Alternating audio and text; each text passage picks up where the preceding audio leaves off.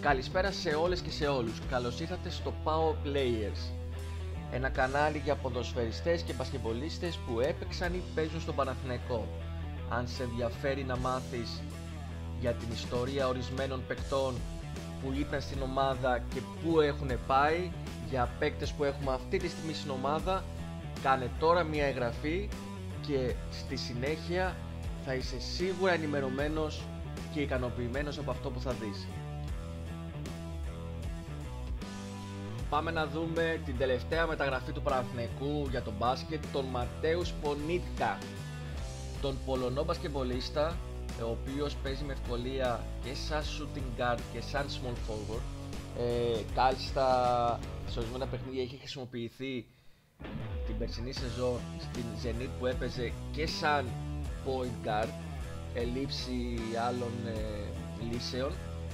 Επομένως μιλάμε για ένα παίκτη πασπαρτού, για ένα παίκτη που είναι έμπειρος, δεν είχε κάνει τόσο μεγάλη καριέρα, ήταν θεωρώ ένας από τους πιο καλούς ρολίστες που υπήρχαν σε ομάδες, χωρίς να φαίνεται πάρα πολύ, γιατί δεν έκανε πολύ step up στους πόντους, είχε συμμετοχή σε πολλούς τομείς του παιχνιδιού.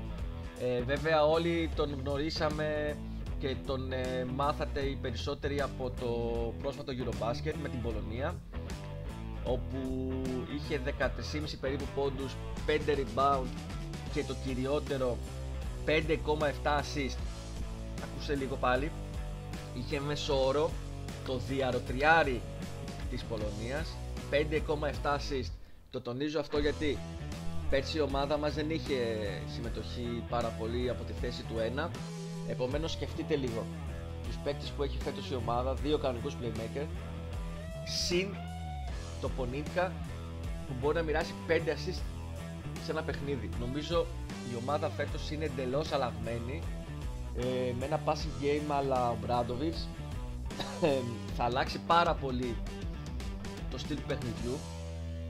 Όσοι έχετε δει τα πρώτα παιχνίδια της ομάδος, θα αλλάξει εντελώς. Δηλαδή είναι πολύ διαφορετικό να έχεις κάποιους παίκτες στο 2 και στο 3 που περιμένουν την μπάλα και σουτάρουν, και να έχεις τον Πονίτκα που μπορεί να σουτάρει άμα του δώσει την μπάλα, αλλά κυρίως δημιουργεί και μοιράζει και στις συμπαίκτες και κάνει και ο ίδιος τη φάση. Μπορεί να μην βάζει 15, 20, 25 ή και 30 πόντους σε κάποιο παιχνίδι, αλλά η συμμετοχή του θα είναι σε περισσότερους τομείς μέσα στο παιχνίδι. Μιλάμε δηλαδή για ένα παίκτη που ήρθε τώρα κατευθείαν μετά το Eurobasket. Έγινε αυτή η αγορά από τη Reggio Emilia που είχε την Ιταλική ομάδα, το μικρό συμβόλαιο. Έκανε και το level up με το Eurobasket. Να θυμίσω ότι είχε κάτι παιχνίδια όπως το παιχνίδι με την Τσεχία με 26 πόντους, 9 assist παρακαλώ, 9 assist. Όπως και το παιχνίδι με τη Σλοβενία εναντίον στον Ντόσιτς, όπου είχε πάλι 26 πόντους, 10 assist και 16 rebound. Αυτή είναι φάνηση αλλά NBA, έτσι. Βέβαια στην εθνική ομάδα παίζανε και είχε την μπάλα στα χέρια του πολλή ώρα και ήταν ο κινητήριος μοχλός. Δηλαδή θεωρώ πως θα παίξει ο Παναθηναϊκός πολύ δύσκολο να κάνει τέτοιο παιχνίδι και εδώ σε εμάς, αλλά θα έχει συμμετοχή σε όλους αυτούς τους τομείς, και σε rebound και σε assist και σε πόντους. Μιλάμε βέβαια για ένα παίκτη που δεν είναι η πρώτη του επαφή με το ελληνικό στοιχείο, αφού ήταν και πέρυσι στη Zenit που είχε και Έλληνες. Εκεί στη Zenit, να πω, είναι αυτό το στατιστικό που είχε γενικά σε όλους τους τομείς, ήταν αυτό που περιμένω να έχει και φέτος στον Παναθηναϊκό. Δηλαδή τι είχε? Είχε 8,2 πόντους, 5,2 rebound και 2,4 assist. Περιμένω στον Παναθηναϊκό, επειδή θα είναι λογικά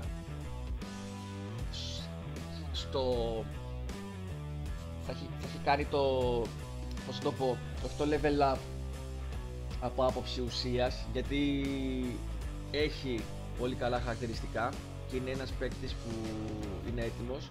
Απλώς mentally θα έχει ανέβει, επομένως αυτό το 8,2, 5,2 και 2,4 που είχε στη Zenit, είμαι 100% βέβαιος πως θα ανέβει στο Παναθηναϊκό.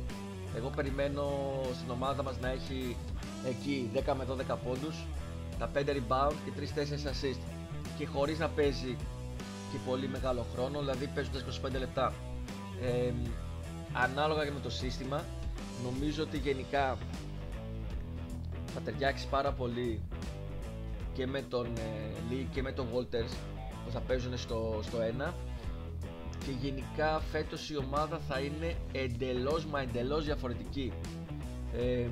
Νομίζω είναι ένας παίκτης που δεν θα ξεχωρίζει τόσο πολύ μέσα στο παιχνίδι, δηλαδή κάποιοι δεν θα το θυμούνται σαν τον Νέντοβιτς, ας πούμε, για παράδειγμα, που μπορούσε να πάρει ένα παιχνίδι μόνος του, αλλά θα είναι ένας παίκτης αθόρυβος, ο οποίος θα κάνει πράγματα που δεν θα φαίνονται. Γενικά είναι μια πολύ καλή μεταγραφή.